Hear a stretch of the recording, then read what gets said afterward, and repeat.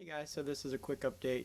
I'm going to share how we do our internet access. It's been a pretty common question, and our friend Shane in Oklahoma City had requested that we talk about that a little bit. So another friend, Eric, was telling me about how he's playing with iMovie a little bit lately, and he reminded me that I had done some iMovie stuff before, so I thought I might try to increase my game a little bit here with the videos versus just one shot, no script, no editing. So earlier today I walked out and took a video of Starlink because that's a piece of our internet puzzle, and so I'll show that video, and it shows the dish on top and the router, and then I'll talk about that. Then I took a picture of the house router, the router inside the house that completes that setup, and then I'll talk about it some more.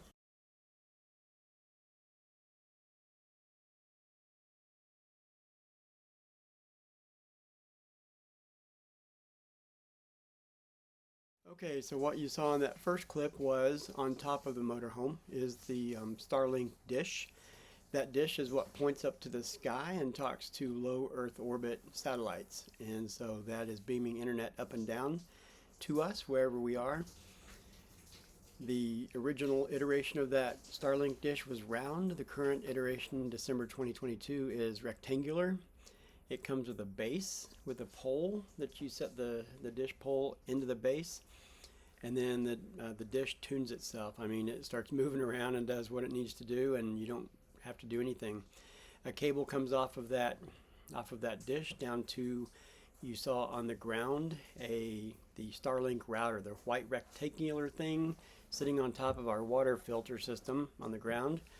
That white thing on top was the Starlink router. So that's kind of like your basic home router, home internet router. So the cable from the satellite down to the router, and then the router, there's an adapter where you can actually cable out of that router with Ethernet if you wanted to cable that into your home network. You can also just configure wireless from that Starlink router. And our home router, the next thing you saw was our home router. That's a Peplink router by Pepwave. We bought a bundle of stuff through mobilemusthave.com, and that router was part of that. That router has the ability to hold two 4G SIMs, 4G, 5G SIMs. So we have a Verizon one and we have a T-Mobile one, and so they can both be active at the same time. And it can actually hold 4 SIMs and a spare for each one. So if the Verizon SIM failed, there could be a backup SIM in there, but we're not quite that needy for fault tolerance, so we just have a Verizon and a T-Mobile. The way that router works is it can actually load balance, actually bond across both of those 4G links and use them both at the same time and give you one kind of fatter pipe of internet. And then if either one of them were to fail, it just keeps working. So the home router puts out our Raider home network Wi-Fi signal, and we attach to that. And then it talks out to the 4G, 5G providers.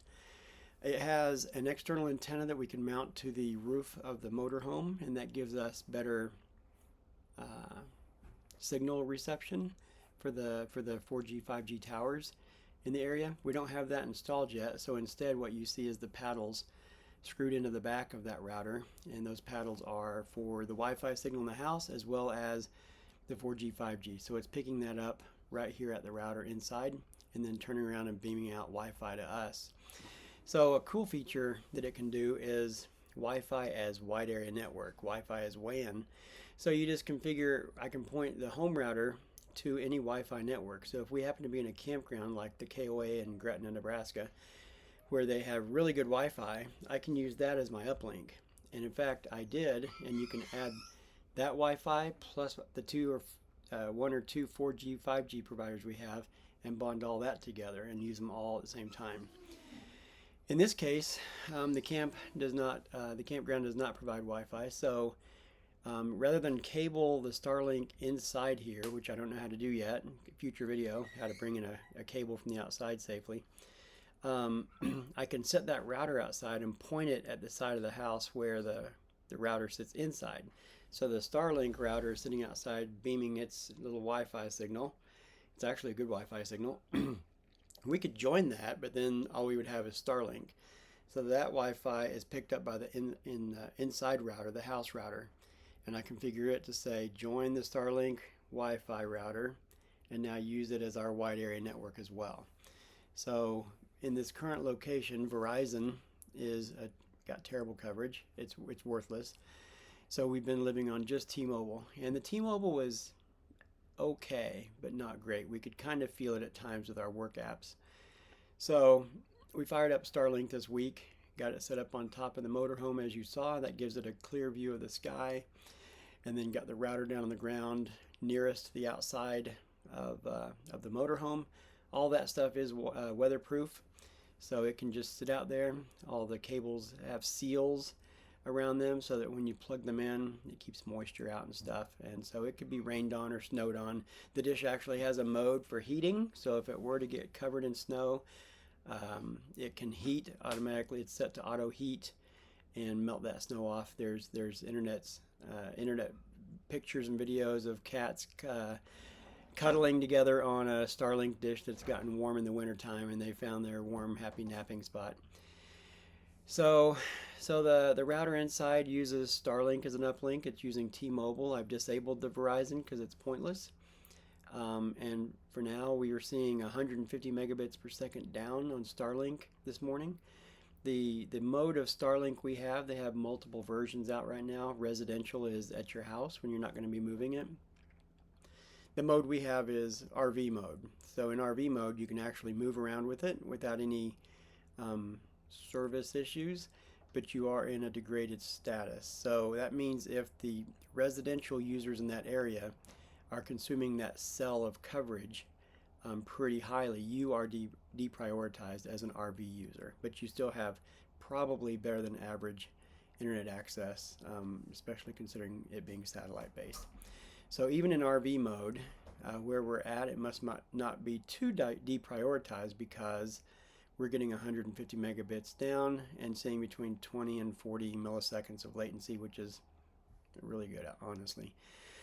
So that's the home internet. All the devices in the house are connected to the Raider private network via the house router.